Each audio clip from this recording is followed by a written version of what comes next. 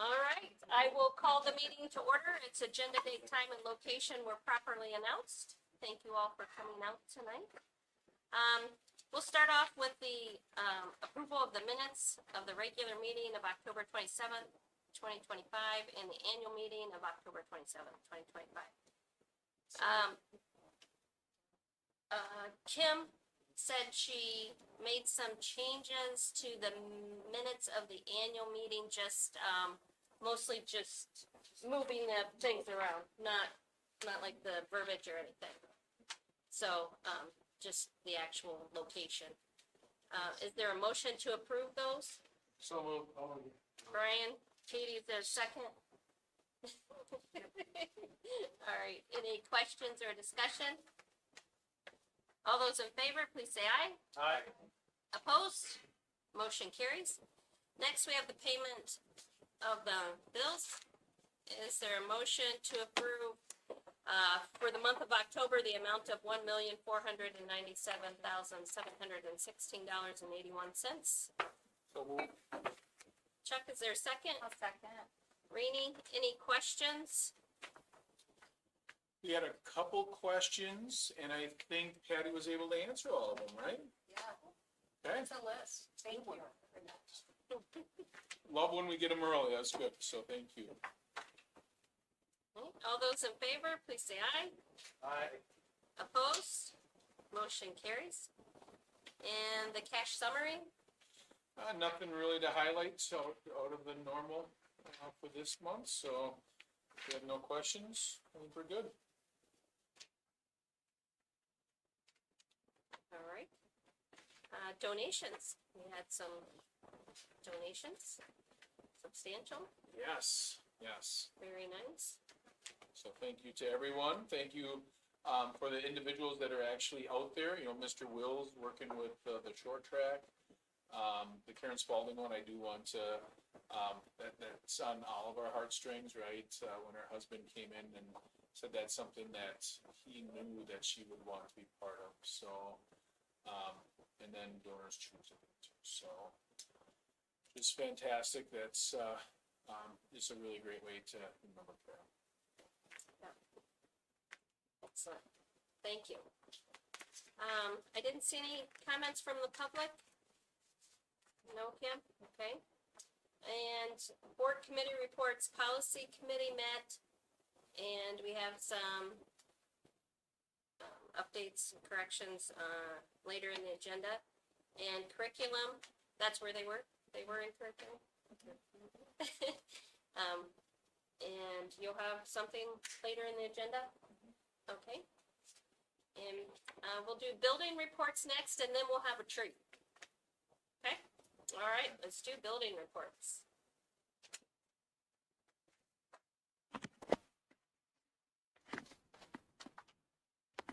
All right, I'm going to kick this off today with Strong Classrooms.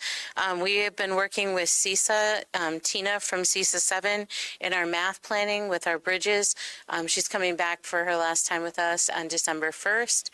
She's been a real asset for the teachers to just ask questions and get feedback on how they're doing, and just been really helpful as we're implementing that new math curriculum.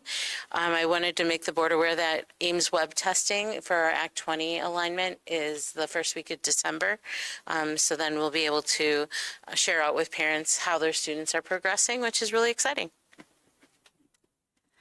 So last week we had our 8th grade. They did their annual college field trip. So they went to Moraine Park Technical College and Lakeland University.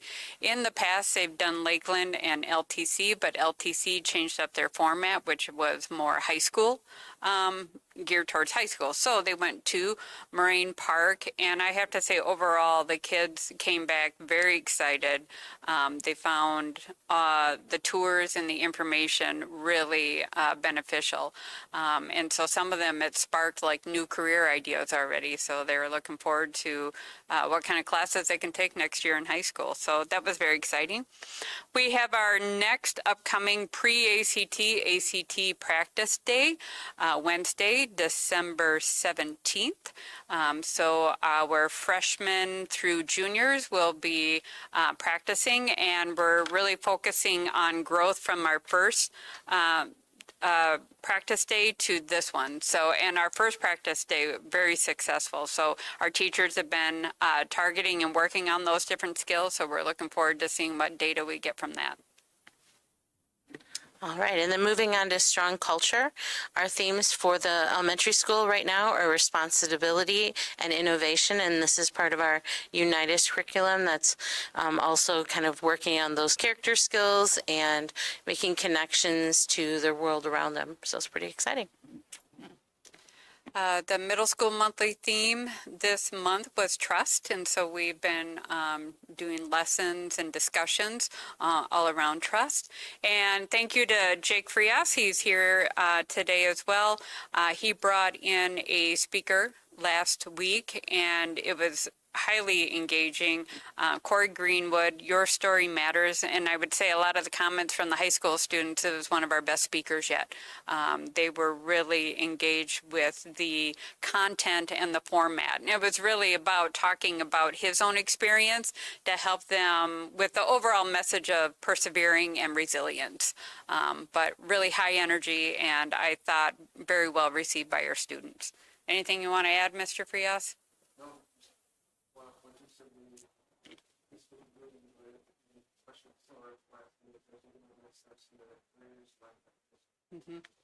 It was the first speaker presentation where I actually saw high school kids jumping up out of their seats with their hands in the air. I was like, wow, that's excitement. Yeah. All right, and then moving on to strong community connections, our student services team is going to be kicking off the food drive, and that's going to run through, I believe, the second week of December. So there'll be more information coming forward about that. I wanted to give a shout out for the 4Kids Christmas dinner happening December 12th. Tickets are available. We're getting lots of donations in, so it's really helpful, and it provides a lot for our families in Random Lake that need some extra support during this time of year. And a big thank you to Lori for starting that a long time ago. He's in the house, which is cool. Our Veterans Day program happened on November 11th. We also had the dinner the night before.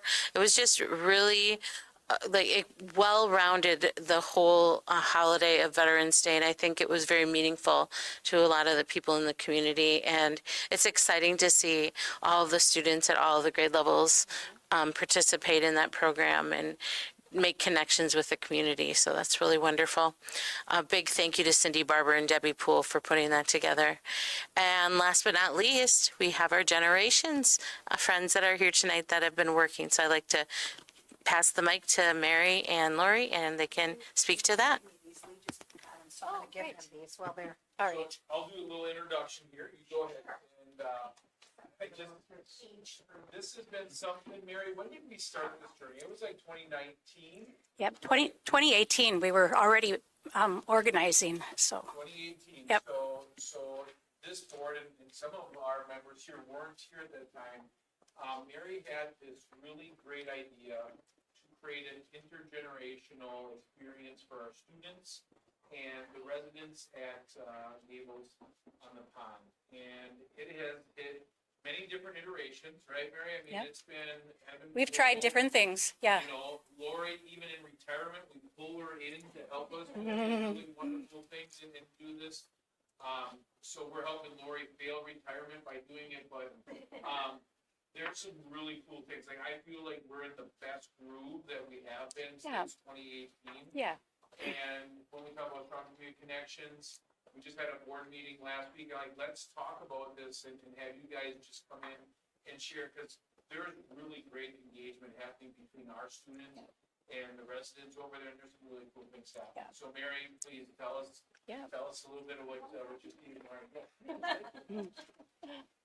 So Lori just handed you, I don't even know if I need this, so.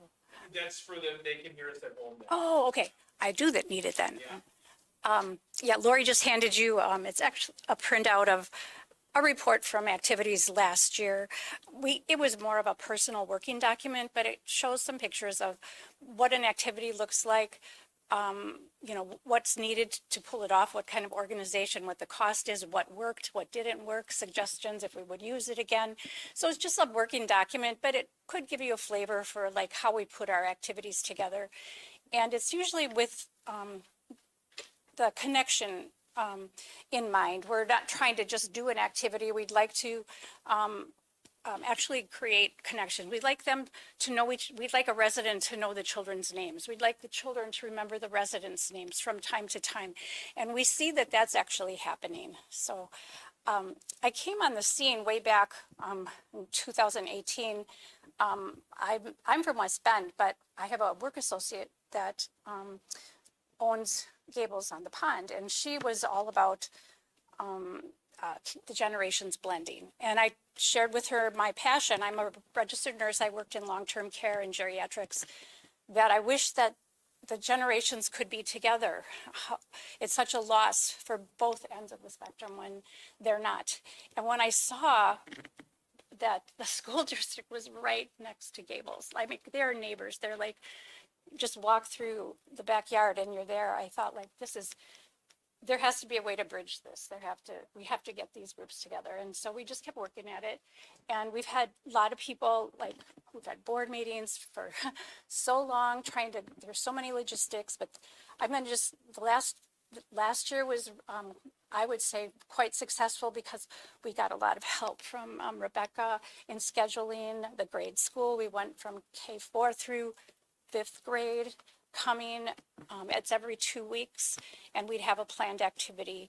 We're actually now trying to send a little group off to visit the residents in the memory care unit, because that's a special thing in itself. And what's really helpful is we have Bonnie, the guidance counselor, sort of prepping the kids for this experience, because they do need that encouragement and support and tutoring on how to interact. So you can look through that at your leisure. We've got all kinds of things planned for this year. Hopefully the flu bugs will hold off so that we don't have as many cancellations. But Lori has had her own independent initiative for quite a while through school. You guys all know what she's done, and we've just combined forces since COVID. So now we're kind of working together. But why don't you tell how you got I here? started taking my kids, the 7th graders, in 2017, and I would take them, everybody can hear me, probably from home, even without a microphone. But in 2017, I would bring my kids weekly, the 7th graders. From that, I will say some of the kids went and worked there, which was really cool.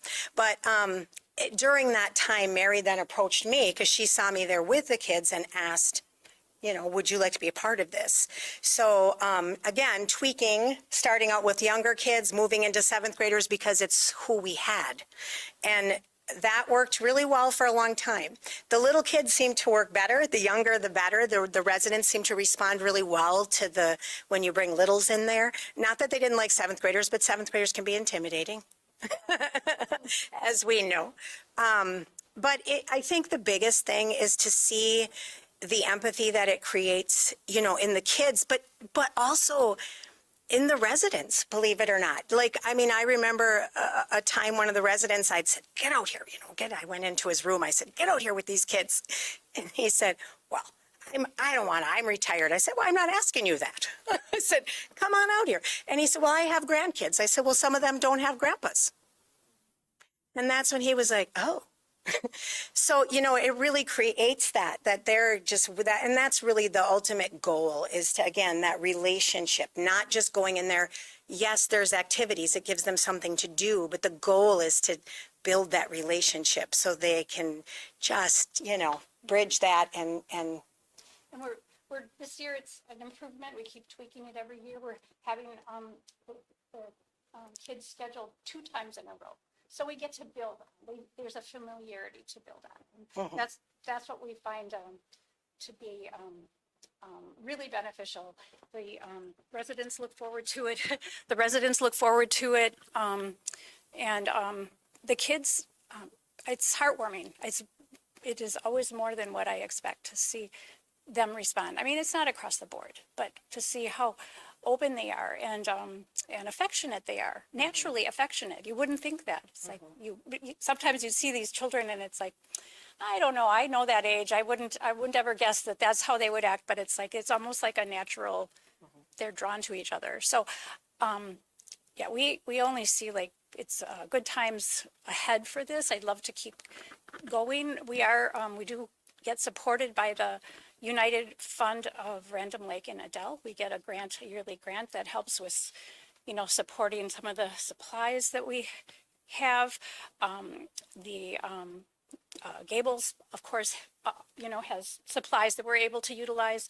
And sometimes the school will bring down supplies. It's a shared enterprise, but the grant money is particularly helpful with maintaining it. So I just wonder if anybody has any questions about it. I will say the residents always compliment the kids too, how great they are. Want to say, I think it's an outstanding program. I have a little background in what you're talking about. And it's the interaction from what I see residents with kids. It's phenomenal. Both ways. I don't see so much of the kids, but how it affects residents. Yeah. It lights them up. It lights them up. Yep. So thank you for doing it. Yeah. Outstanding. No, it's a joy.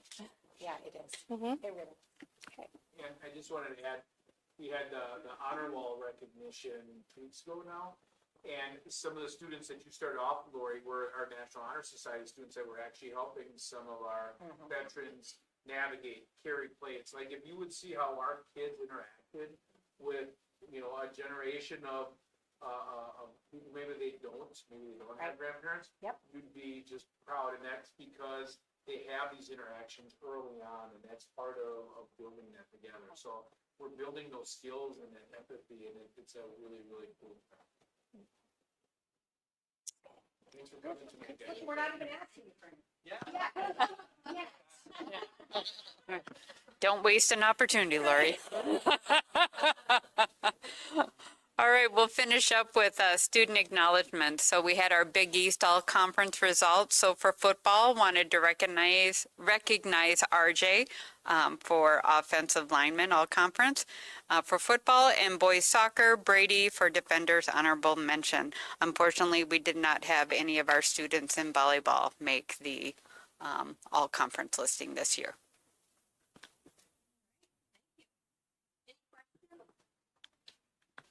We're gonna take a break now and have some treats and thank Chuck for his service as he moves on to the village board full time. And maybe get some sleep if you don't have to.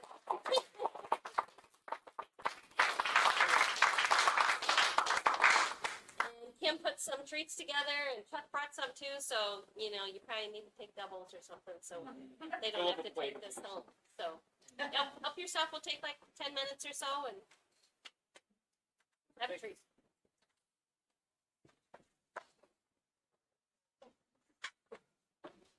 I can't believe it's been 5.5 years.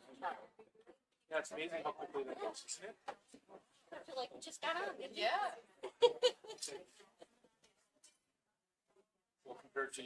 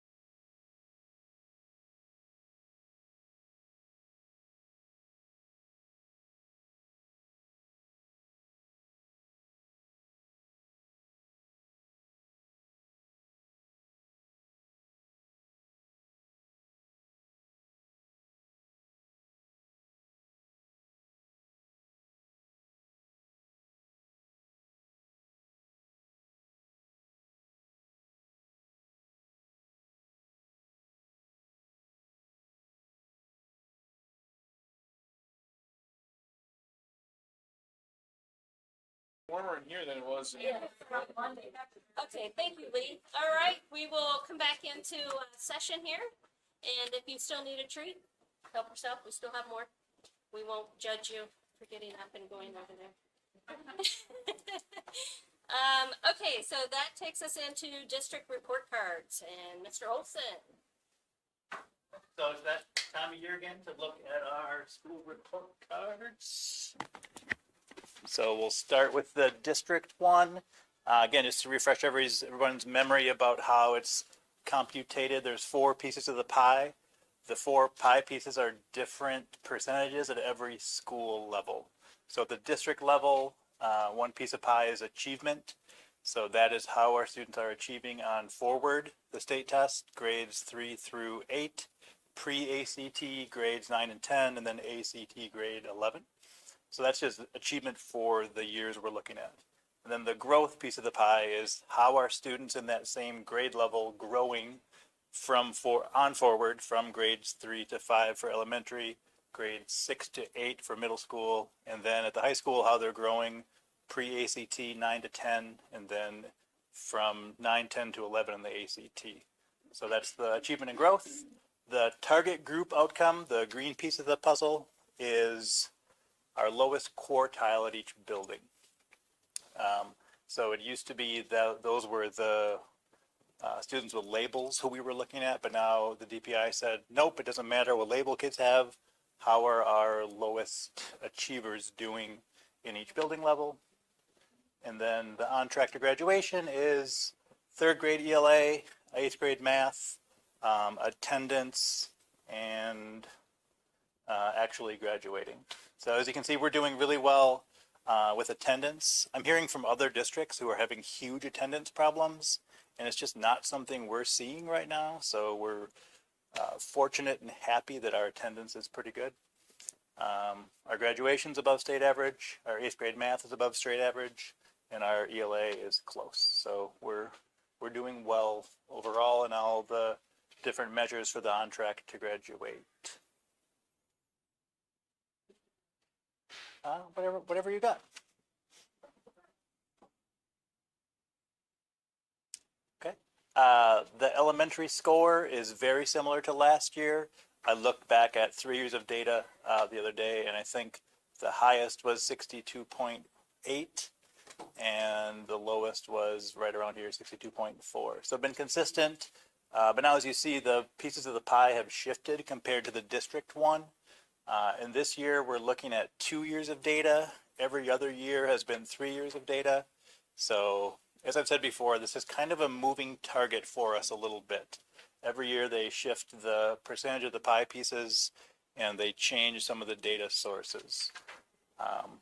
But again, overall, you can see how we're doing compared to the state.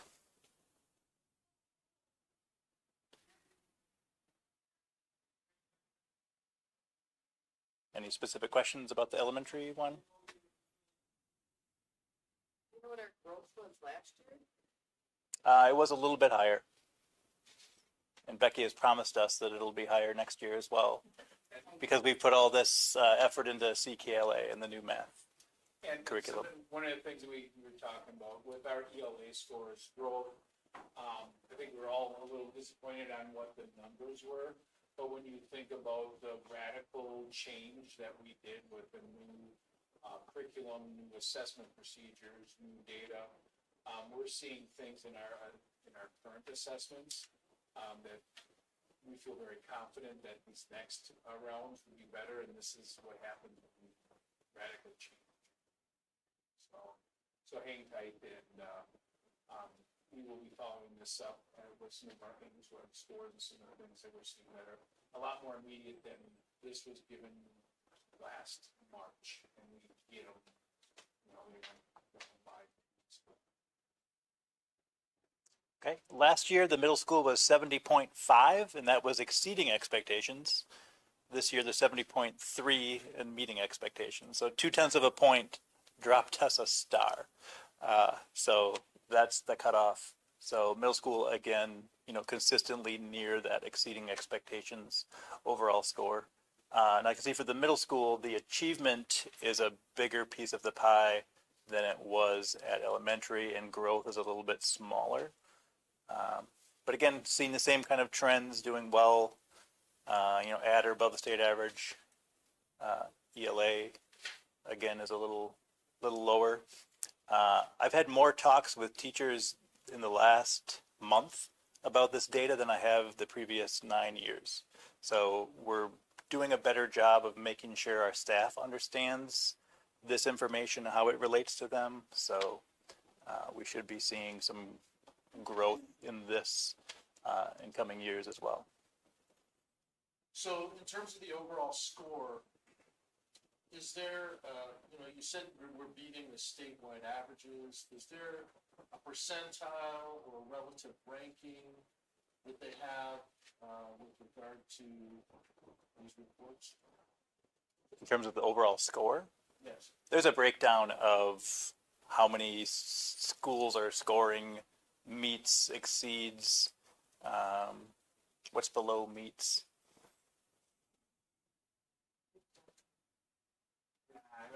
Total expectation? Yeah, so there's 1-star, 2-star, 3-star, 4-star, and 5-star. So there's a breakdown of how many schools have those. I don't know that there is a, where our 70.3 ranks. I'm sure that exists, but So do you have that breakdown here? of how many schools score each Yes. number of stars, I do not. I can get that. No, that'd be great. Yeah, if you want to, if you look at achievement, that's one area you can look at.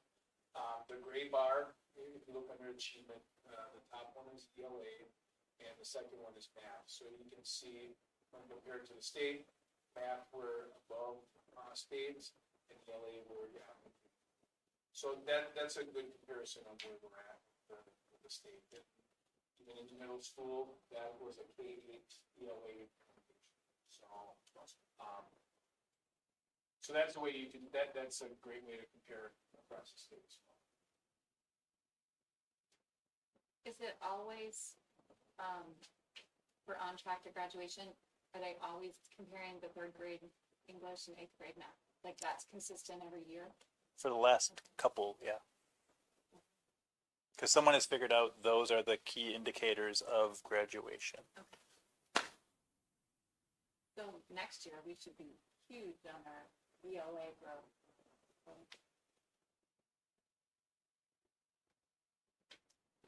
And then the high school this year actually jumped up to exceeds expectations. I think this was a 3-point improvement from last year. And again, the pie pieces are shaped very differently. So growth becomes a way bigger percentage of this one compared to the other buildings, and achievement also grows. Strangely, the on track to graduation decreases because at the high school, all we're looking at is did they graduate and how was their attendance. So they've correlated the earlier grades with high school graduation rates. But again, overall, relatively strong compared to the state.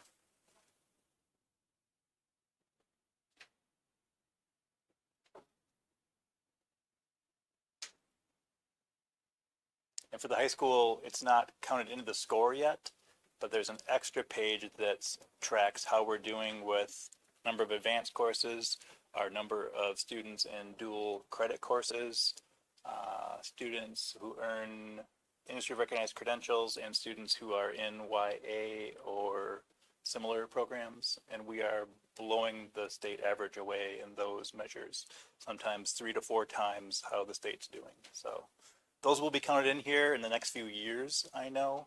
I don't know when, but so it'll be a bigger snapshot of how our school is doing than just the test scores. So excited to see that for us. Of all the different scores and things, is there one particular category that concerns you or that is most troubling? Yes, growth. So in all of our buildings, that's the lowest score. And they do provide percentile ranks for that, how we do in the state, and that's our lowest percentile compared to other districts. So we know that's what we're going to be focusing on. Do you have an idea why that is? We spent an hour and a half today talking about that and we're trying to do a root cause analysis, like what is the cause of this, and then what action steps can we take to try to address it. So it'll be a process for sure. I'm not going to hypothesize today until we've done that process. But it's a concern you're addressing. Yes. Yep. And let's talk a little bit about data decision making, right? Compared to previous years of what we're doing now, and Travis and Andrea and our PLC coaches are in with these meetings. How much more are we using data now than we have in the past? Like tenfold. Yeah, it's incredible. So the reason staff are asking about the report cards more because now we have all the systems in place to look at data. And sometimes when you care too much about kids, you don't push them as much. And now that we're using data to make decisions and how we're going to get to where they need to be, those are the things that we're, and we're seeing it early on already. You know, how often are teachers looking at data? What would you say? We look at, I would say, we alternate in some grade levels, math and ELA, so it's bi-weekly. But even in fifth grade, we're meeting once a week with those coaches. And then after about 4 weeks, we look to see if the student is growing, because a lot of those students are progress monitored weekly as well. If they're not growing, then we change the intervention or reduce the group size so that we can really meet the needs of that student and be more explicit, so that we know that they're getting what they need. And part of the reason we put a major investment into reading and then math this year is for students. So I feel like we're on the right track, but the problem is this metric will always be a year. Yes. It's always lagging. And the students with disabilities, is that every student with IEP? Yep. Is included in that? Yep. There's some students exempt, they may take the, essential. Elements. Yeah, thank you. I was gonna say outcomes, but that was not the right word. Essential elements, so they're. And last year we had a couple of families choose to opt out of testing for students with IEPs, so they weren't counted. Obviously. Yep. And then that reduces this percentage number? Nope. Or are they still included in that percentage? They didn't test, so they're not included. We're not dinged for it. They're just not counted as their score. Any other questions? Do you have conversations at all with so Lewisburg and Cedar Grove both tested, in the top 10 for growth? Right, do you have conversations with them kind of? Yeah, actually, Sheboygan Falls has huge growth data, so we just went there 3 weeks ago and met with their reading and math coaches to see what they're doing. So we're trying to learn, and they have the opposite of us. They have great reading growth, but poor math growth. We have good math growth, but poor reading growth. So they want to come see what we're doing for math, and we're seeing what they're doing for reading.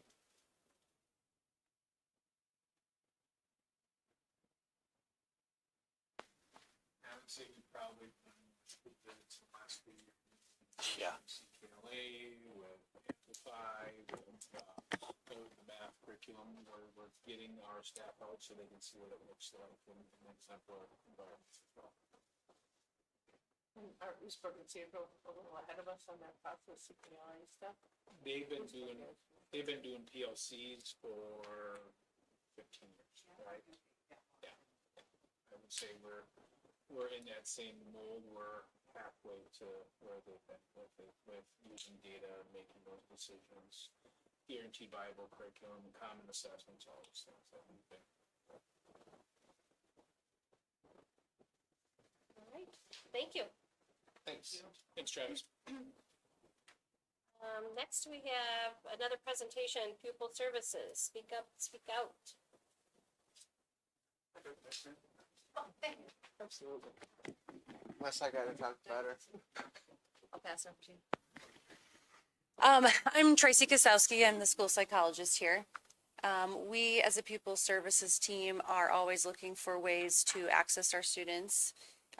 Luckily, with the stability that we've had over the last couple of years, we know a lot of our students and have great relationships with them, but there's always pockets of students, maybe new students that move in, or students experiencing some really big life events, or they're witnessing things or hearing things. We want to make sure that we have good communication with those students and give them ways to reach us. So there is a statewide app or website called Speak Up, Speak Out, where any person, community member, parent, student, can go and report something of concern, anything from suicide, domestic violence, anxiety, depression, guns. There's a million different categories for reporting. When we looked at that, it looked a little cumbersome because we really want it to be easy for students to use. So we developed a Google Doc that's similar in ways, but has fewer questions, but it still gives us enough information for us to move forward if we need to talk to a student the next day, or if we need to follow up with some students who maybe witnessed something or heard something. We do have in here, some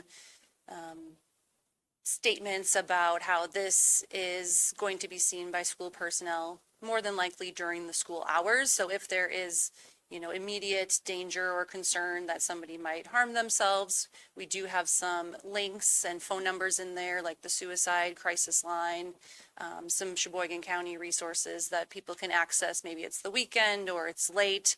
We don't want this to be something where there's a really unsafe situation occurring and one of us can't access students quickly. So it will be a Google Doc that will be sent to admin and the pupil services team so that we all can see things quickly and timely and address it.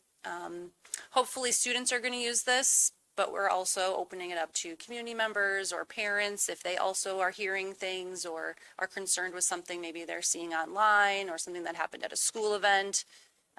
We're looking at different ways just to have people report things to us so that we can really connect with our students in need. So if you just want to scroll through, we have just kind of like some check boxes or areas so that we can sort data later on. So if we have a lot of usage, we might want to look at, well, how many of these are anxiety and depression based, or how many of these are relating to, guns or weapons.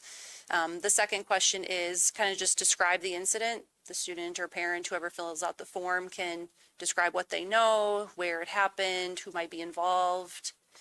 We do have a question on location, just so students are kind of thinking about, oh, is it at a basketball game? Was it at home, in the community, during class? Names of the victims, names of a possible offender, and then maybe witnesses as well, other people that we could confirm stories with or ask follow-up questions to. We reported the grade level on there, and then again, just a disclaimer saying that, more than likely we'll see these during school hours, but if you do have a more immediate concern, please don't hesitate to reach out to 911 or other community resources. And then we do have on the bottom, you're optional for your name. So you can be completely anonymous. We won't collect email addresses or anything like that. So if you want to have your name reported on there, you can. If not, that's okay as well. So we're looking to implement this with students and family members, community members, post it on Facebook page, website, and we'll see what kind of use it has. As part of the process, we had vetted this with our student coaches group, which is comprised of students, freshmen, up to seniors, and it was based on their feedback then back to student services that then helped shape the survey. And the response from the students was very supportive of having this as an avenue for them to be able to report things that they're very concerned about that may be happening. And they were very concerned about reporting incidents that may happen outside of school at a gathering where someone may be harmed or in a very unsafe position, that they wanted to be able to have an avenue to support that person. So it was very helpful to vet that with the student leadership group.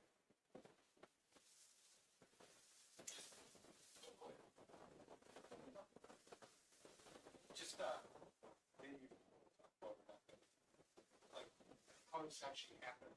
You're talking about this, like, you go to a site, listed on our school website, and then who's going to be monitoring that? Like an email, or how many people will be available to see that? So, Yeah, so I mean, initially our thoughts are the principals, the three counselors and myself and probably Mike would all get an email saying that someone has submitted a response. So then we can go into it and look at the responses and see what type of report it was.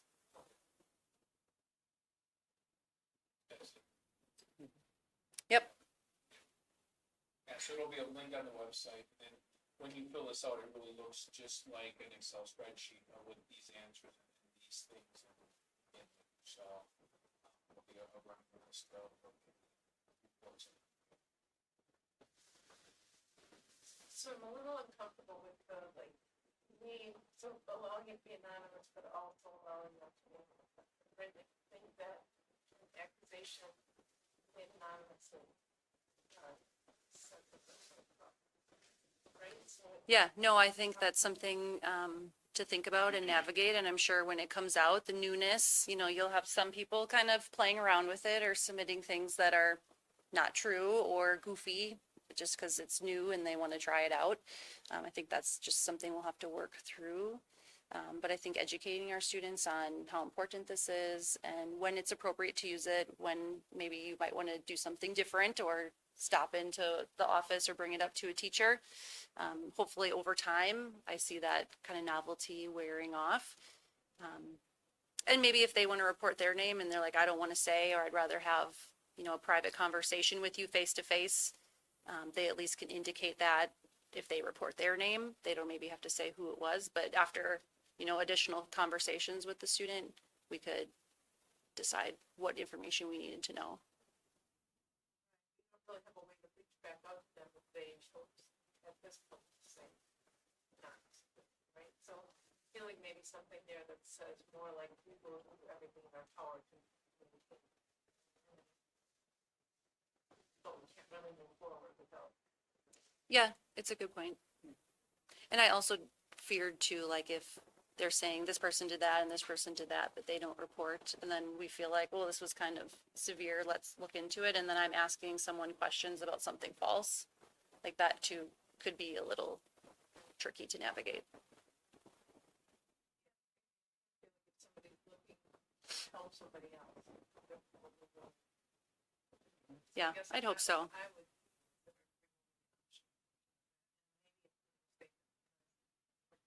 Those of us getting this report will absolutely. If you're gonna send it out to the. Right. The words victim and offender, that's really strong language. That's the only part that kind of jumped out at me. I wonder, like, if I was concerned about a friend who was depressed or something, I wouldn't really think, oh, that person is necessarily a victim. Sure. But maybe, you know, person I'm concerned about, I don't know. But I think this is wonderful, especially for young people who maybe they don't want to have the face-to-face conversation. They're used to, you know, texting. Yeah, this is great. Thank you. Right, or they think, oh, it's important, but they're busy, they have class, they have after-school sports, they don't have the time to stop in or report it, so they let it go, but it could have been really important to kind of get that information shared. I'm just curious as how often the school resource officer would be, support of police would be notified. Yeah. Who makes the ultimate decision on that? It's no determination. It's talking about so-and-so is finding that at some Right. point there's no responsibility. Yep. And it just, I mean, I think it's great, but it's concerning who's gonna make these calls. And then how tight are our policies with regard to dealing with somebody who may be accused of some of the crime? Because they need to be treated fairly. Now, we haven't talked about like the cadence of this, right? But really, the motivation for this is that person of concern, right? So, to me, that's the most important part of this is who is it you're concerned about and why? And I would think, we haven't talked about this in advance, that's our person. We've got reports that your X, this happened, this, that, or, how, maybe it's not even asking that directly, you guys are better, is, how is everything going? Are there any things you're concerned about, and then having that. I don't see us going to the offender and being like, what did you do? You know what I mean? Like our first one is we are looking for that student that might be in distress. And then from that other information are just our ability to follow up with those.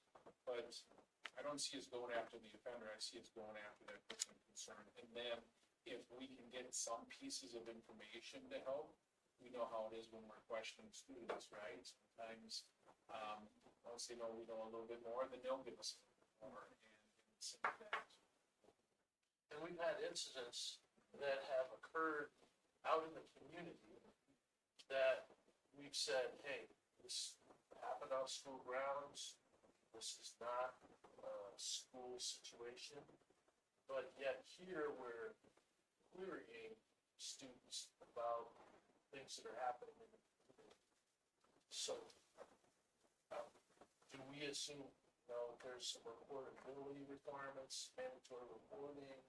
These sorts of things, we could be dragging ourselves into something from a legal perspective. I mean, we're looking out for the safety of students, that's the number one thing. But I think as we're doing this, we need to do it prudently, because there are a lot of legal ramifications, as Chuck said, liability issues potentially. And I think some of the motivation, there's a lot of students that knew what happened and dealt with it, right? So if we can do this, that, in that situation, that allows us to let authorities know quicker of what's happened. So we don't exactly pull in, but we get to put support around that individual. I would say, especially coming from our food services, it's about supporting that individual, and then the legal ramifications are going to be the same as it would be in any of those other situations. But no, I think these are, we have talked about, like, what do we do? Well, even now, we have, incidents that occur outside of the school hours in the school day. They come into school and the student is searching or looking for resources or what are their next steps, in helping to navigate whatever that situation is. And to get to your question, Chuck, most of these, the CRO would be involved in, because we're talking about anything that's considered illegal activity, for students, that they just an automatic that needs to involve the CRO. The only one that, I'm looking at, maybe depression, anxiety, fear, conflict, that may not rise to the CRO, but when you're looking at the others, that's a no-brainer of where that goes. With the terminology, I think that's some good feedback as far as name of person concerned about, but also name of potential offender, name of possible witnesses. So that way, we're not trying to accuse without having done proper investigation.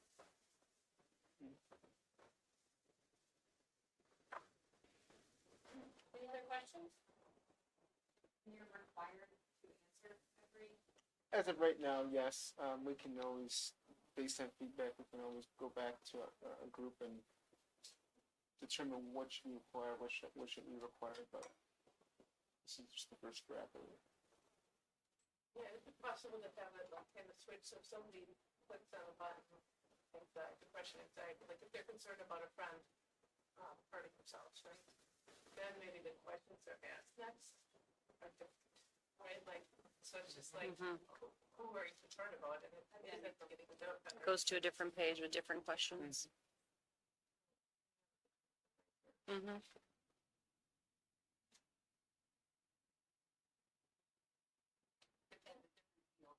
Yeah. Yeah.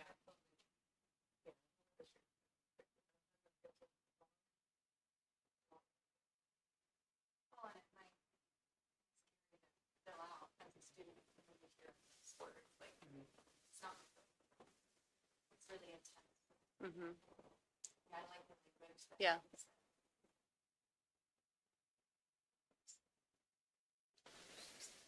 All right, well, thank you.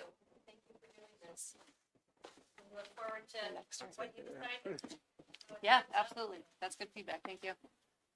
Next, we have the fitness center survey and updates. Yes, so we are 3 months now of our new fitness center. I wanted to make sure I got a survey out to all of our community members as well as staff and students, just to get that first impression, get their first reactions, see what they like, what they don't like, just different reactions in general. Really, the first thing was how they heard of it. That was my biggest question. And top three, word of mouth, social media, which means we're doing a great job marketing on that front, as well as communications we sent through school email, through the open house.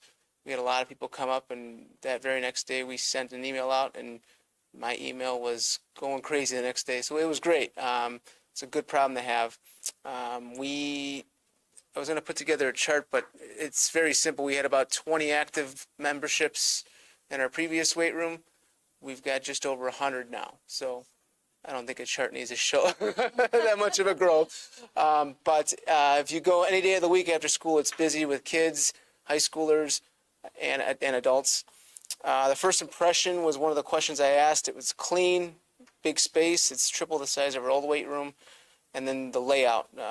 The two big comments that were common was high quality and well designed. There were some improvements that we're going to start tweaking a little bit, some requests from community members. We're looking to extend the hours just by 1 hour during the week, so from 3:30 until 9 o'clock at night. 3:30 until 5:30, the students will have access, and then from 5:30 until 9, all of the adults will have access with their fob system. Fob system has been working very well. We have the community members sign up online. I get notification. I work with a resource officer to create a fob for them, and that fob is created within 24 to 48 hours, and that's left for our community members to pick up in our district office. So not only are they getting their fob, but some of these community members are walking to the building for the first time in 5-6 years. They're getting to see the new building as well. We are also working on getting placards made. That was another thing that was requested, just something to keep track of what the waste people are using on the machines, which is great for accountability. And then we had some requests for some new equipment. The big one was a stair climber, so we'll be looking to purchase one here probably after the new year. I've already got a couple quotes out, so that'll be one of our new pieces of equipment, as well as another lat pull down. So that's really the feedback I received. There was not much negative at all, which is always good, but definitely looking to tweak and throw another survey out there towards the end of the year just to see, after these changes are made, how are we reacting, how are we feeling, and then looking towards the summer.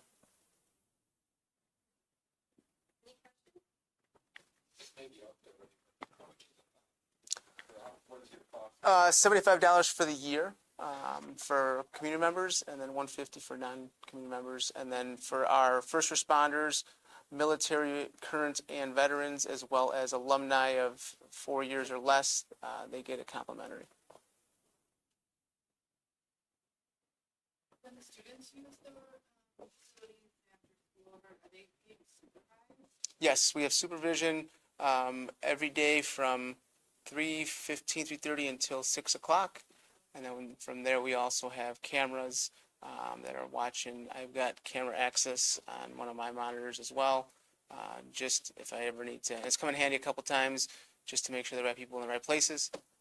So we've got access as well. And then IT and I working together to put a monitor with the cameras on that new desk as well.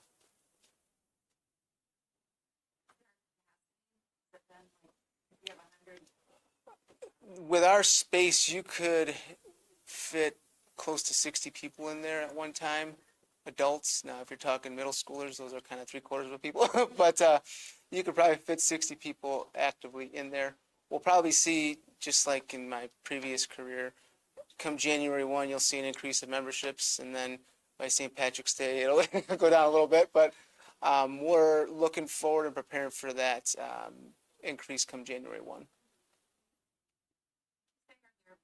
Saturday and Sunday hours? We're looking to do Saturday hours as well, come January, 6 a.m. to 9 a.m.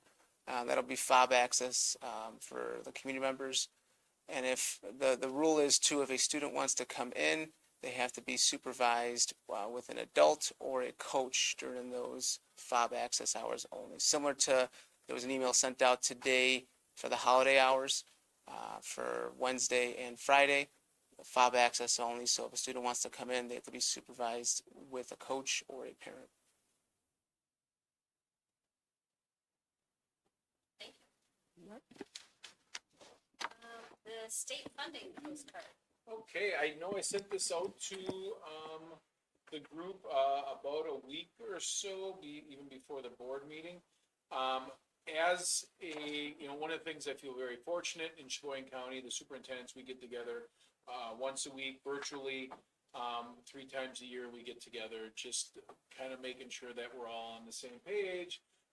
We're very fortunate to be in a county that has some really high-performing, districts, and we do a really nice job of collaborating and helping each other. Well, one of the things that we all agree on is, I don't care what side of the aisle you're on, this last biennium budget was not good for public education, and we thought might be an opportunity for our boards to collaborate and put out some messages that we can all agree to. So, we're the last district to go through, and we have 8 districts, 3 of them have approved. The other 4 have actually chose to do something different, so there's no pressure on having to do this. I think just the, exercise of going through and talking about how this works for us and how it looks in other, districts is a really great exercise. And it was just an opportunity to, kind of look at this. Honestly, the stat that just, to me, just seems un-Wisconsin is that we have gone from the 11th to almost a top 10 state in just supporting public education to now the bottom half of the country. And moving down to 26, that's a piece that the more we can get that out, this can be in a postcard, we can do this through social media, but these are the things that every district agreed to, that these are some things that we just would like people to know. These don't make sense because every year, every other year, every biennium budget, you will hear our politicians say a historical amount of money is invested into public education. Well, the second they put an extra dollar into it from the last biennium, it's an historical, right? So yeah, I don't know if there's any thoughts on this. I think even if we say, hey, it was great, we're not interested, I'm fine with anything, but I think it was a good way for us to really start talking about this as a board.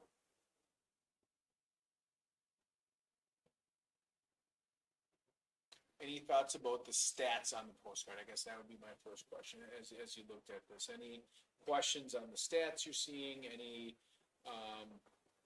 questions on where the information came from? Any thoughts with that?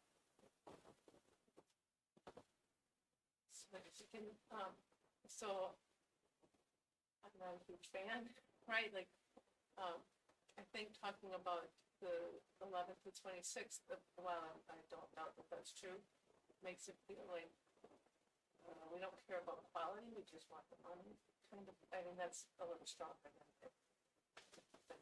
But like, focusing just on the money instead of saying something, and I don't know what, we can't say, I don't think that BPI is one of anybody's friend in Wisconsin, and so I don't think that they have done a very good job of helping make the case that public education is what spend on it, which I think is then what comes into some of the legislative decisions like that. So, I mean, if we could say our funding has dropped, but our quality has improved in some way or whatever, like, I think just talking about the money, I guess, a little bit. I also think, I mean, there's gotta be a cost to sending these out, right? So saying, hey, you guys, we're not getting funded enough, but we made this really nice shiny postcard for you, right? Like, I don't know. I guess I'm a little uncomfortable with it. I'm interested in what the other, when you said 4 of them didn't approve it and what they're gonna do, what are they planning on doing? And is this bottom part then gonna become just 3 districts, 4 districts, 3 approve it or whatever? And truly, the 3 that have passed are waiting to see what we're going to do. Because if we don't have a majority, it's gonna get communicated in other ways. So, you know, there's different community newsletters, things like that. So I think these stats would still be shared in a majority. I don't want to say all of them, in a majority of the districts, but it wouldn't be through postcard, it'd be different avenues. Just kind of mirroring a little bit on Katie. I'm just looking for information that if there's some correlation to, we're going from 11th in spending to 26th in spending. How are we ranked in the United States as far as our quality of education? If there's such a ranking relative to have we, you know, proportionally dropped our quality of education over the same time period from wherever we were ranked down that much?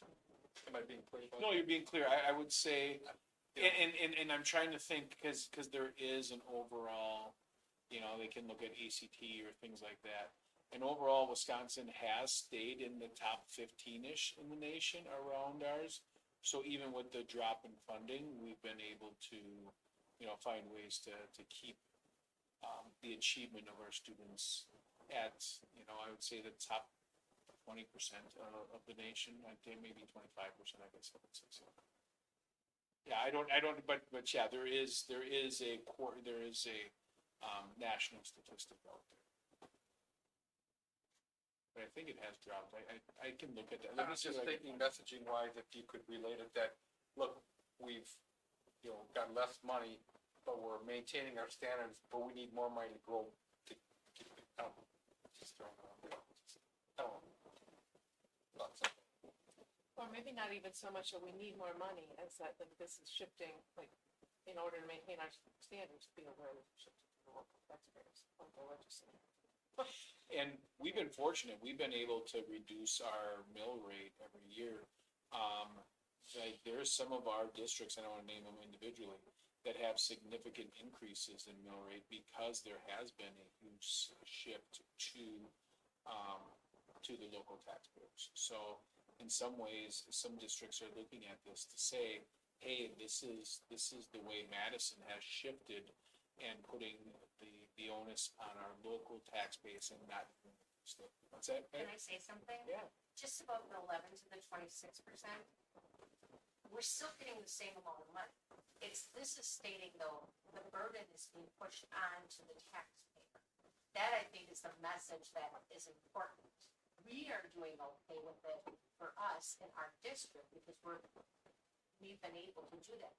I don't know if that's gonna be able to be possible in the future because they keep giving money to me and then taking it away in a different spot. You know, they keep like open enrollment's a perfect example of that. They keep raising that up. Yes, sure, they're gonna give it to me, but then I have to take it, you know, that's the part I think that I would look at it that.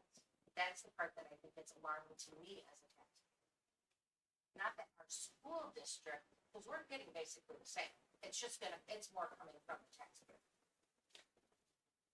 And not to argue with you on this point, but we're talking the difference from getting from state level to local level. You could make the argument that it's all taxpayer money regardless. It's just, we're getting it more, instead of sharing on the state funds, we're just paying more locally ourselves instead of getting that. And I get, it's just such a complicated issue. I don't know if people will quite understand it or get it. Look, all the questions we have just in this short period of time. But that's what I'm saying. I mean, as a taxpayer, I mean, that's the part that would alarm me. Okay. It's going more local. Right. Yeah. It's gonna come more out of my property taxes.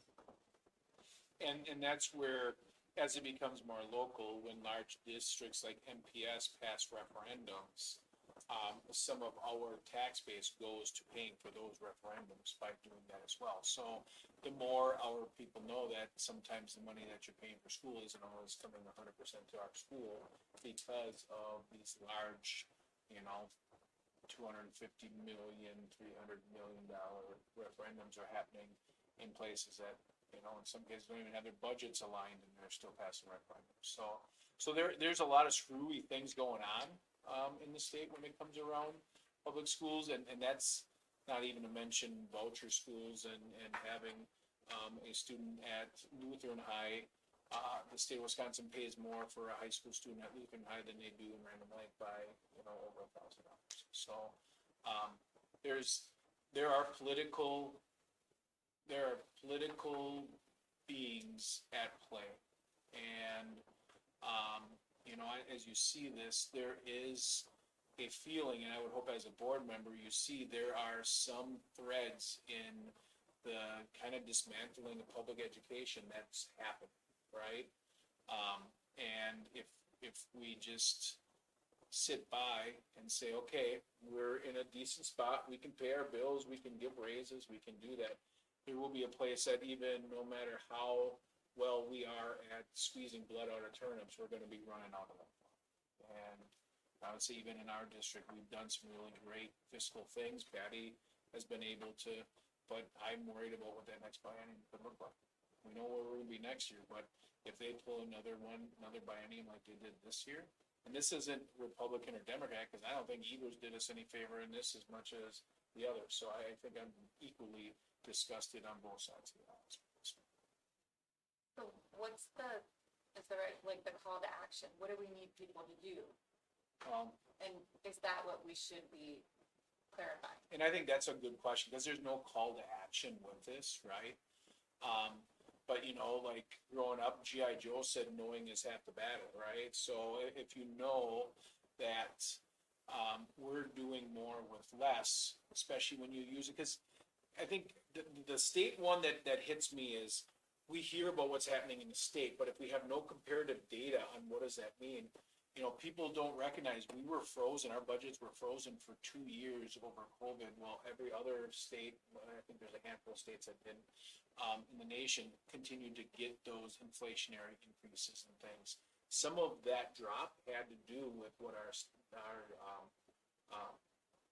state decided to do is say, okay, you're gonna be frozen more or less for 4 years, because you're gonna keep this, you're gonna keep that for another 2 years, and then you're gonna use federal funds, and by the way, we're not gonna fill that gap when those federal funds go off. That's what got us here.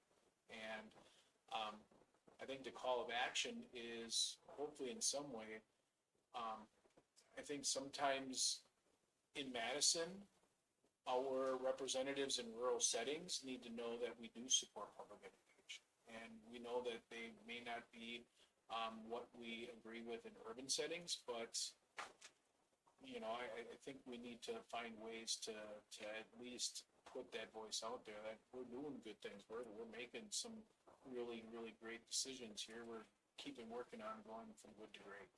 So, yeah. But I don't know if our politicians are hearing the difference between what public education looks like at the top 10 biggest school districts in the state and the other 422 smaller districts in the state. So we could, we've had some really good conversation about the messaging and the way it's presented. And I think, you get a group of people in a room, and I think most of us agree on the subject matter, and, we would disagree on how it's presented and just the packaging. I'm speaking for myself on this. So I'm not hard over either way on it. My question is, how much is it gonna cost the district to send this out? Right now, I'm thinking it'd be about $1,500 to send it out to every resident as a postcard.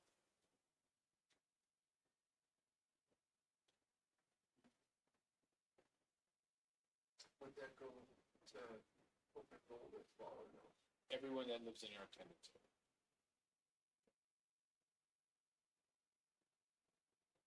Well, if we're doing that, I think we'd want to ask them to do something to help.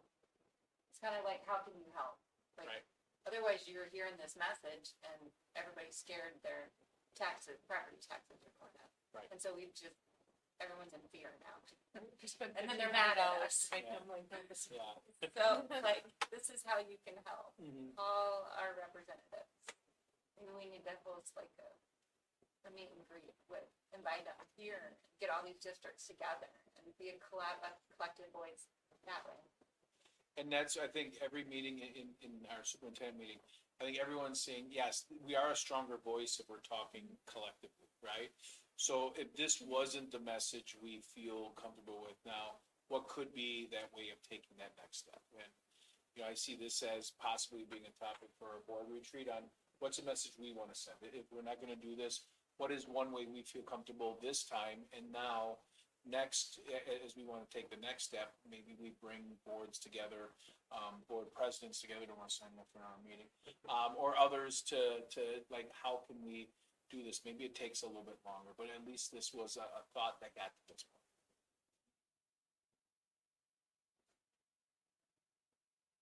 So do you want us to take action on this tonight, or? I would say our inaction would be action. And that's kind of what I'm hearing.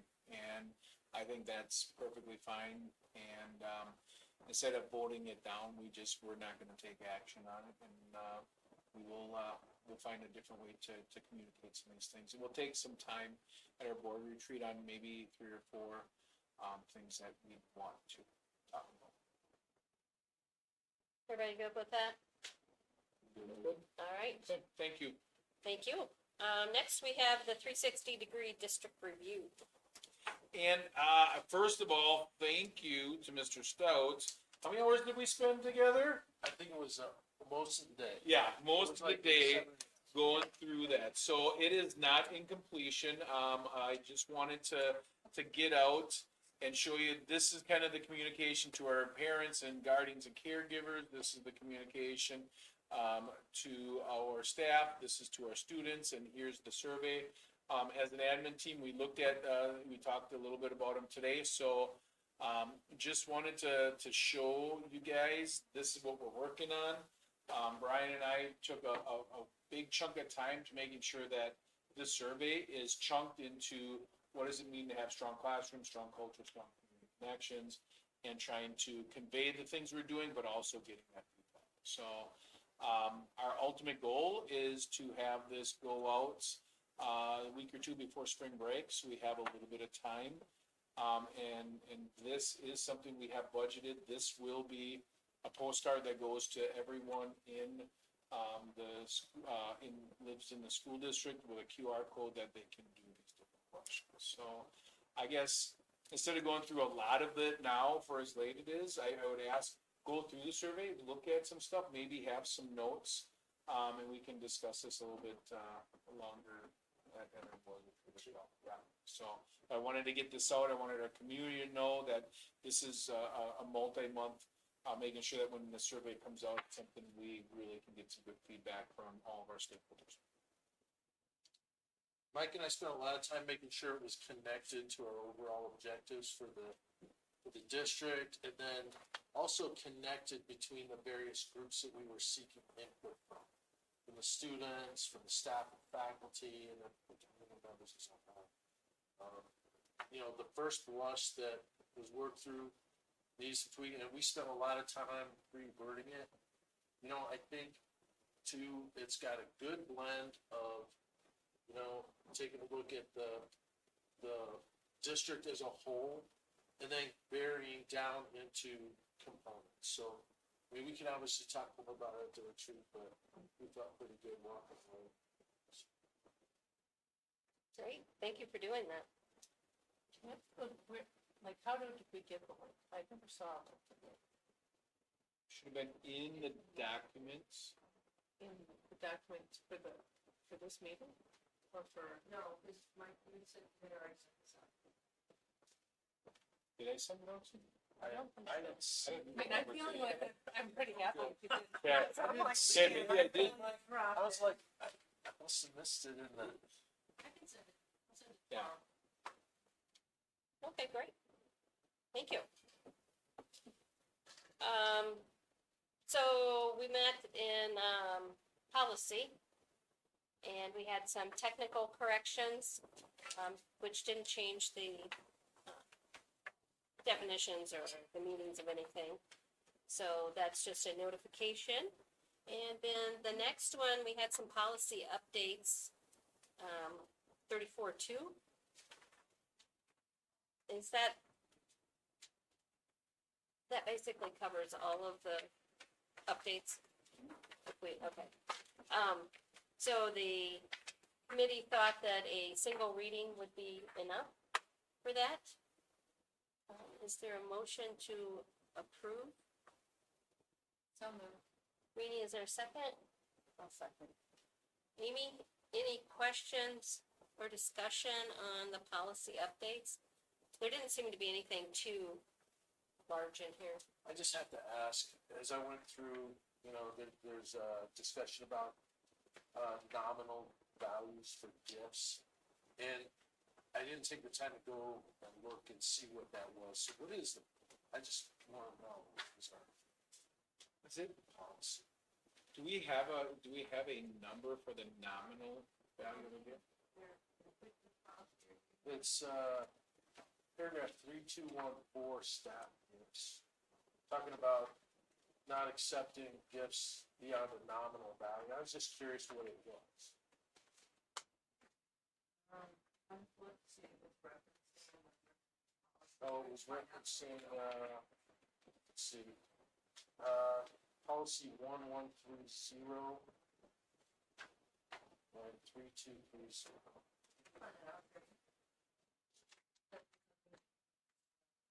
Yeah, just what is a nominal value? How would we define a nominal value? The other thing was we did ask about on the first page, the personal communication devices, which will now include smartwatches and wearable technology.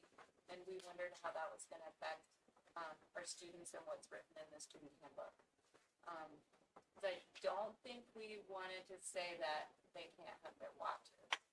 But of course, they aren't having their phones in class, so we're concerned about how this policy would affect how the handbook's written or enforced. So the definition in this one talks about smartwatches as a PCD, right, personal communication device. Do you know how our handbook, do we just talk about PCDs or do we talk about cell phones as PCDs in the student handbook? It talks about all, even wearable, I mean, it doesn't use that terminology, but it has in the description, smartwatch, or that. However, what we told kids, like, you have a smartwatch on, you can use it as a watch, and there's not a problem with it unless we see you texting with whatever. So we tell kids that, we know that you have a smartwatch, and you'll use it as your watch. Yeah. So it won't impact what our So students. it's not a PCD unless you use it as a PCD, Right, otherwise unless it's just you're a watch, right? using it as a piece. We only need to return so many times for emergency. Right. But you probably have to go to the bathroom, you know? It is a prolonged look, and you're right, I don't know how it should be happy for. Another discussion. I have a question about I sent this to you, so I don't know if you'd asked about it, but, so the 531001, the emergency nursing services plan is part, I think, of the new, like, wellness was redone, so, but I'm not positive, but, but so did our school nurse, like, look at that, they're comfortable with it, like, they've seen the policy? Yeah.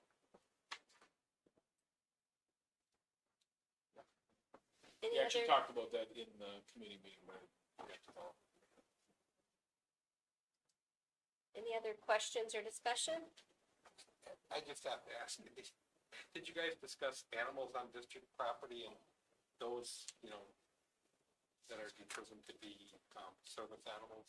Was there much discussion about that? No. Do we have any concern about people deciding that they need psychological, help and they have to have their pet frog with them or something? We actually did Do you have a anybody? deeper, I believe with this, isn't this a little better description of what is a service animal? I'm trying to think with Richard's discussion, it kind of made it a little more concrete. Yeah, so there was some things added. Back, Some of that. Or the back page, 9150, school visitors. And I mean, I don't want to bring it, if it's not an issue, it's not an issue, but yet I see more and more people identifying service animals and you question, I just don't want to see a rash of all of a sudden students decide that they need a service animal with them in school. Unless they truly need a service animal. Well, and service animals is a touchy thing, right? Because, I mean, I love animals, right? But some people are terrified of animals. Like, so like, for one person's comfort can cause somebody else either an allergy or a terror, right? Like, so, I don't know, like, you know, what if somebody has like a service snake? Well, I mean, there's a clear distinction between emotional support animal and a service animal. And a service animal has to be trained, and they have to have like documentation. And that's what it says in here, is service. There's not an emotional support thing in it. I thought that's, I can't find it down. Where? It must have been. It's in the other one. that we- Oh, is it technical? Or, It's that number. As long as there's definition, that's not like it's, that we can, it's better language in this. Okay, good. Good question. Any other questions or discussion? All those in favor, please say aye. Aye. Opposed? Motion carries.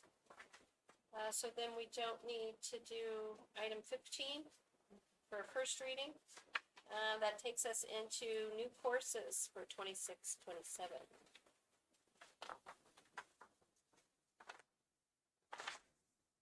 So do Curriculum? you wanna, Oh, I'm talking to you. I mean, talk. I guess I'm the chair. I Go could, Talk. so we talked and, talked through all of them pretty much, and we decided that we were in agreement for all of them, except we do want to take a closer look at, course materials for the contemporary themes class. So that one, we just wanted to table that. Yeah, maybe have the faculty come in next time. and present it. so it'd be a motion to pass all the courses and hold on contemporary, issues, contemporary themes until the December. And then we did talk about the global issues course, which we're really excited about.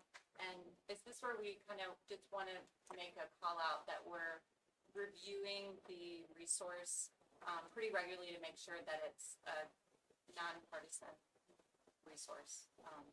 So staying objective. So I don't know if we're adding that in there or where that would show up. Is that in the first description? Okay, so I make a motion to approve. Do I need to list all of them individually? You can just opt out of the one if you want. Okay. All of them, and including global issues with a revision to the first description and tabling contemporary themes. All right, Rainey and Katie, any questions or discussion?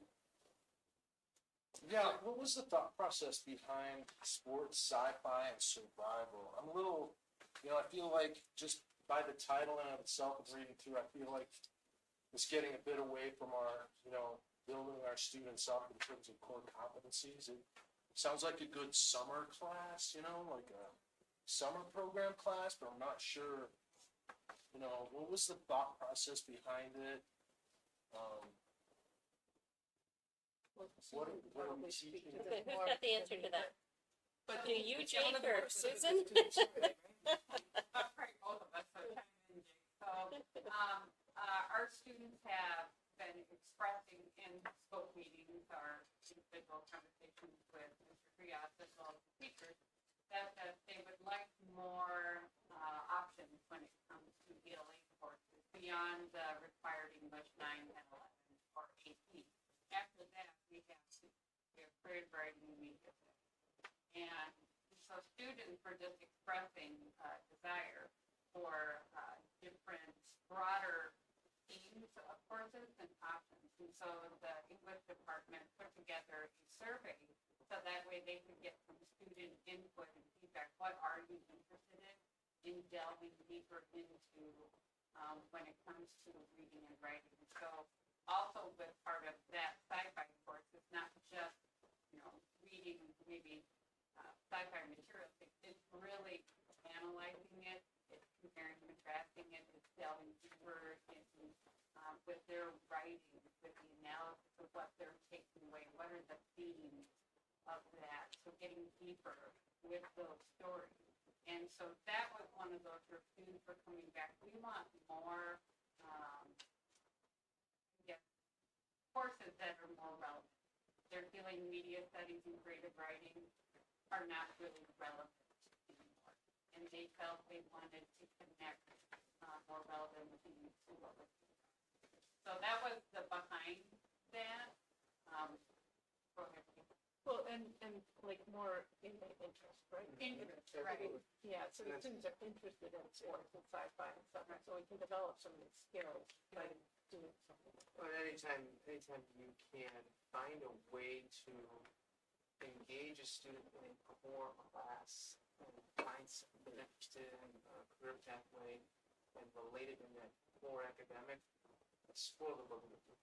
We've seen it earlier too, we're looking for ways to increase the ELA score as a whole. Finding different offerings and courses within that core curriculum of ELA. We're still gonna use the power standards, still gonna use standards in general, but now you're gonna have kids that are engaged in the ELA class. And they're gonna wanna succeed for the work. So one of the criticisms that I think a lot of us have about college is that, you know, a lot of the college classes that some students are prone to take is that it's kind of a little bit of fluff. The title is what it implies to me, even the title of the class. I think there are a lot of other more closely related to core competencies, you know, classes that we could develop over this one, so I don't know, it hasn't sold me in terms of it. I'm just saying. I mean, would it help you if the title was something like, it's not this exactly, but like English 12, sports, sci-fi, and survival?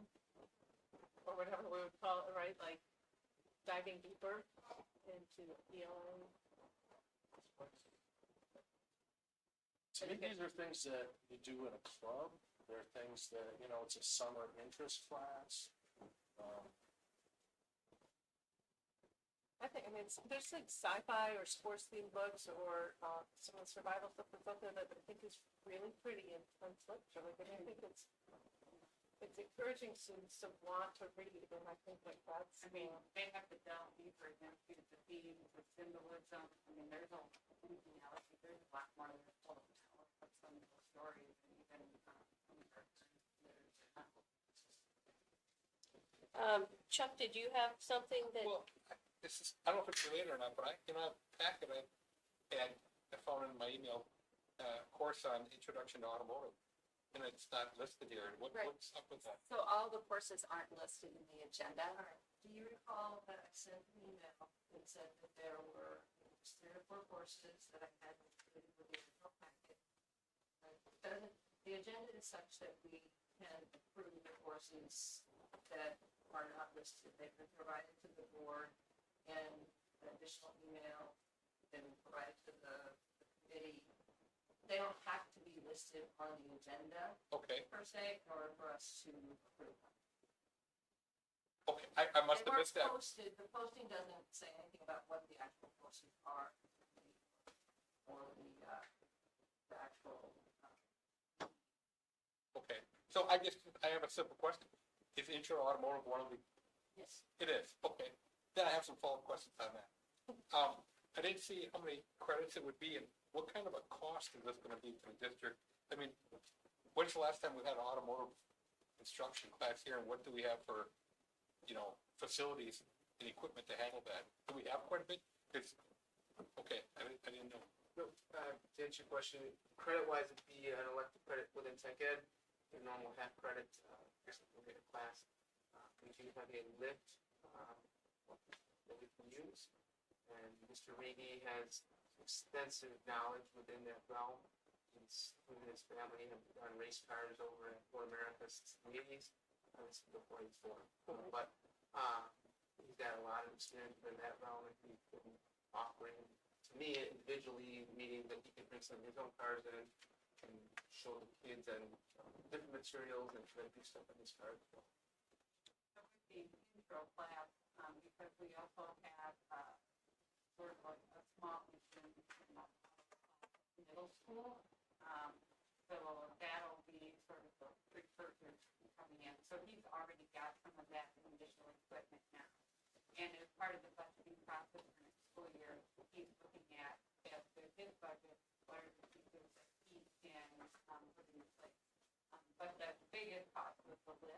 and he's already, and we have. We have that already? Yeah. Cause I know years ago, but I didn't know if that was still around. Yeah, Okay. yeah, he also he's gotten things donated already. Oh. That have come into the shop, and he's been cleaning it up, and, you know, so that way we have ample space for this, ample space for metals and things like that. So he's really been doing a good job with that. It's great. I'm all Yeah, for it. and that's a very good question, and so I've also been, funneling him, he's been working with Grafton High School, because they have a very, tech ed department, but awesome program. And through Direct Tool, they can also apply for various grants, and so he's looking at pursuing some of those as well. And we haven't even touched on the IRC part of it Right. as well either. Well, and this is a 3-year, process, so this is just, so to get to the IRC, you need 3 classes in a pathway. And so automotive could be that pathway, but we're building that out, and we're gonna take 3 years to build that out. So we're gonna, this is that introductory course, and then the following school year, what would be our next level, and then that, that 3rd class within the IRC. And IRC is industry recognized credentials. So students that take these 3 classes will actually be part of that grant that, students that have these actually get reimbursed back 600, 550, depending on how many kids do it this way. Our goal is that every student graduate with some sort of industry recognized credential in the area that they choose. Currently, right now, we do get money for IRC, but it's primarily through the business program. And so that helps the, fund his, software, and computers, so that way he can stay. Great, thanks. And just one more thing, a huge shout out to the introduction to criminal justice. I looked at that. Love to see that. And I have to say, some of these classes came from, Jake sharing with the staff, these are the classes through Start College Now, or other pieces that our kids are interested in. And so the department took that and said, you know what, we can start to rethink about our course offerings differently, so that way we're, offering them. Great, So shout out to the staff and Mr. Yeah. Ria. thanks.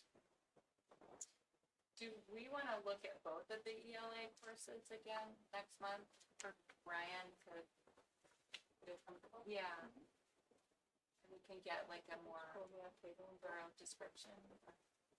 Would you feel better about voting on I would this? feel better, I mean, I would not vote in favor of it tonight.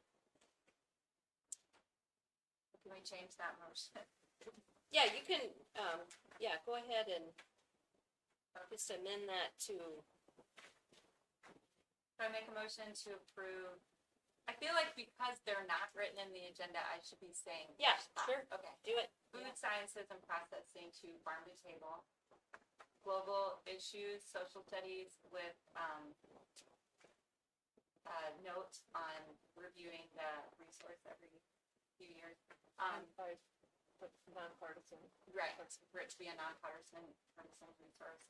Social studies, introduction to criminal justice, intro to automotive, daycare, yoga. Sorry, I don't have the full name of the courses. So I make a motion to approve those courses. And the second is amended, okay. Any other questions or discussion? All those in favor, please say aye. Aye. Opposed? Motion carries.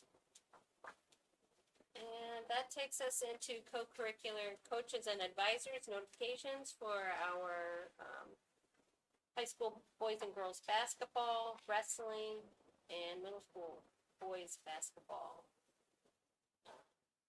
Anything there? And then we have our volunteer coaches for girls basketball and wrestling. And then we do have staff resignation with Kurt Jacobson. Holy cow. Yeah. How's this place gonna run without him? It's been here longer than you. I know. He told a really cool story about his first week here and how, you know, and how one of the staff members helped bring him in and things like that. So, yeah, 41 years, that is incredible. So, Incredible, that's right. He was here when you were yeah, here. yeah. So is there, a motion to approve his resignation for the purpose of retirement with many, many, many thanks for his 41 years of service? So moved. Chuck, is there a second? Amy, any, questions or discussion? Lots of gratitude. Yes, Very definitely much. touched a lot of lives. All three of my kids were like, wow, he's finally retired. They all had positive. Right, mine too, mine said the same thing. You're gonna still come back and take pictures. Yeah. And volunteer your services. He loves taking pictures. If we can get him out of Yellowstone, maybe we'll get him, take some pictures of the kids. He applied for work from, what do you say, July to October. Oh, wow. All those in favor, please say aye. Aye. Opposed? Motion carries. Next, we have another resignation, which we did have treats for. Thank you. So, but yes, thank you, Chuck, for, which I was saying, like 5.5 years, wow, okay. Did it fly Goes fast quick. for you? Yeah, it goes quick. Okay. So in, you're resigning your board member as of 11/26, but as board treasurer, you resign, is that yesterday, the 23rd? Correct. Okay, so, we need to elect a board treasurer. Is there, we'll open nominations, so we'll have to do this similar to what we do in April. So, are there any nominations for board treasurer? I'd like to nominate Mr. Brian Stout. Thank you. We have to do this 3 times. Are there any other nominations? Are there any other nominations? All right. Would you like this on paper, Kim, or you're not that? Since it's Yeah, interim. since it's only one, yeah. Okay. Then we'll need a motion to, elect or appoint, Close nominations first. close nominations. Yeah. Okay, we'll close them. If you, I'm trying to go back to what we asked. I don't know, it's not April, I don't know what I'm doing. Okay, Sorry to throw you under the. yeah, what the heck? So then we need a motion. Is there a motion? I'll make a motion to elect Mr. Brian Stout, the new treasurer. All right, thank you, Chuck. Is there a second? I'll second it. Reedy? Does he want to? Yes, he's over He's, here nodding. he's not saying, Yeah. He's like, please, yes. Smiling. I like numbers. I don't know if you can't see him, but he's Yeah. really enthusiastic. Oh, you can tell. It's a red shirt right now. I have no game face for it, so. Flip over. Okay, all those in favor, please say aye. Aye. Opposed? Motion carries. Congratulations, Brian. Thank you. Brian. Thanks, Brian. Thank you, Chuck. Thank you. Thanks, Chuck, you're welcome. Right, so then, You sure may have another. so then that takes us down to informational. Kim, is that correct? We don't need to do? Okay. All right, so we're at informational. Okay. Do we have to do filling open board member spot? Okay. Kim's lying. Sorry. Lies. That's what I thought you were. Lies. Okay. Kim, you wanna talk a little bit about next steps for filling, Chuck's? I'll have a copy of the policy there. Should I move that we find Chuck mentally incompetent? I won't argue. So basically, we just need to decide, you guys need to decide tonight, how long we want, we need to put out notice that we are accepting letters of intent for filling the open spot. And we need to decide on the date, for how long we'd like to have that. And then the board can review any applicants that we get, decide if any interviews are needed or not. So my initial thought was we open up nominations, or applications immediately, after this meeting and keep them open through next week, Friday.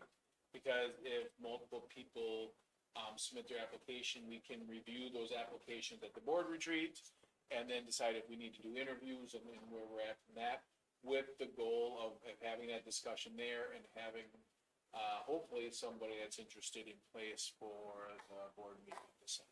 That's my thought. That sounds like a great plan. You like that plan? I do. Okay, okay. How do you open that? Like, do you send something in Sounder or? We'll send something out through different media places and things like that. Unfortunately, because of Thanksgiving, we can't get it in the Sounder. We talked to Gary and he's at the printing. Why he's not here right now is because he's printing this week's in there. So we'll get it out. But, you know, word of mouth and right Word of link mouth. is pretty. Yeah. Maybe we can pay Lori. Put it on Brandon Lake Gap, make everybody know about it. Okay, so we're gonna go with that plan. Okay, so we're gonna leave applications open till Friday. Why don't we say 4 o'clock Friday? Okay, 4 p.m. Friday, and then my job will be to bring in all of our applicants for the Mondays. Sounds great. Okay, awesome. Perfect. Good, thank you. All right. Now we can go Okay, informational. now informational items, good. Okay, I think you've all heard Veterans Day was fantastic. Cindy and Debbie, we heard earlier about the honor wall. Now the biggest discussion now is, are we going to do a dinner the night before every year? We actually did have a little discussion about that at the foundation Yep. meeting, that maybe the foundation can help, because that's such a big chunk of our alumni that are there. We had alumni that hadn't been in this building for maybe 40 years that came up. So, fantastic. So stay tuned with that. Just wanted to put on our radar, spring, the school board elections are coming up. So, what are the timeframes if you're going to, if you're on the board, you have to, what are the dates? And then if you're interested, for anybody out there that's listening, how would we help you with this? Starting tomorrow, interested, most people have gone to wanting the forms electronically, so they could reach out to me, send them, or if they want to stop by, get a paper packet, that's fine too. If any board members are not going to be running, for the next election, we have a deadline of January. To file one candidacy form. And then I believe it's, I'll get you the dates for, what the deadline is for filing. And anyone, of course. Month of December is usually the time to. Yes, that's what. Yep, that's right. What happens with the replacement for Chuck's position? Like, are they up this year and stand election in April, right? Like, your term ends this April? Like, does that person just fill until April and then they run again? Yes. Yeah, they have to. Good question, good question. Okay. District consolidation legislation, I just wanted to put on your radar, there is some legislation in Madison, trying to, talk more about consolidating, bringing districts together.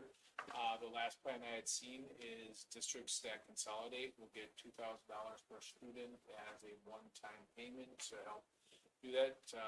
I will, say, it's not something that I think we, is something that we'd be interested right now. I have a feeling you're going to be getting some questions from our community members about that. So, I'm gonna share some of the things out there. Nothing's been signed. We'll see how it goes. It's kind of a one-sided, to me, to talk about districts consolidating while they're actually starting a whole new public education through the voucher system, seems like you're talking on both sides of your face on this one. But I think especially north of Highway 29, where some of these districts are really struggling to have classes, whole grade levels of 15, 18 kids. We're not at that point, but just something that we're going to hear more of, and I'll keep sharing it. I have some articles I'll be sharing with you on my Friday, or actually be my Wednesday end of the week update there. And then special ed education reimbursement. when we budgeted this year, we budgeted at a 42% reimbursement. Remember, the state was saying, you know, record funding in special education, 42% of what the costs were. We found out that, oh, sorry, the state only budgeted and we're getting 35%.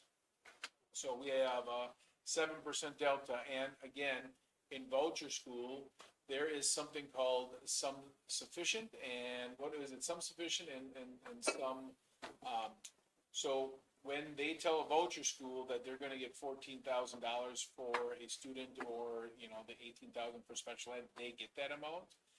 For public schools, they say, well, here is X amount, and depending on how much you do will actually depend on it. So that was a hit of what, 70,000 or so, somewhere in there, 50,000, something like that. So again, budgets this year, Patty she's actually convinced me to say no to pretty much everything that's been asked. So it'll be a little tighter this year, but stay tuned. We'll see what magic we can make. We'll talk about that in the board retreat. We can talk about that, yeah. And, you know, those are things where you promise 42%, you have politicians, you know, going and celebrating it, but then quietly you find out in the background, yeah, it's, what was our reimbursement for special ed last year? 33%? 32.5, so really we only got 3%. All kinds of fun. All right. Charter schools aren't gonna pick up special education. Yeah. Right. Even with a higher reimbursement, they will, but they'll take students that are just like slightly Oh, and they get will a take large some, amount, but- yeah. Very minimal. So, So that difference is made up by the local taxpayers? no, we just don't get it. We don't get that reimbursement. It comes out of our Fund 10. So what we need to do is, with special ed is our Fund 50, right? Is that the number? Or what's special? 27. So what happens is our students that don't have IEPs are actually paying for the students that do, because the state isn't paying the 42%, they're paying only 35%. But it doesn't allow us to tax them. Does that make sense? As much as it can. Yeah. Our transfer amount from Fund 10, which is the general fund, just has to absorb more because we didn't get as much in special. So you have to deny other requests for funding. So instead of putting up like that. All right, we do have a closed session on tonight. We'll need a motion to go into closed session as the board is permitted under Wisconsin State Statutes, Chapter 19, Section 1985 1C to discuss personnel matters. Is there a motion? Brian, is there a second? Katie? This requires a roll call vote. Brian? Yes. Katie? I vote yes. Amy? Chuck? Yes. Rini? Yes. All right, we are in closed session. Thank you for coming out, and we won't be taking any action after.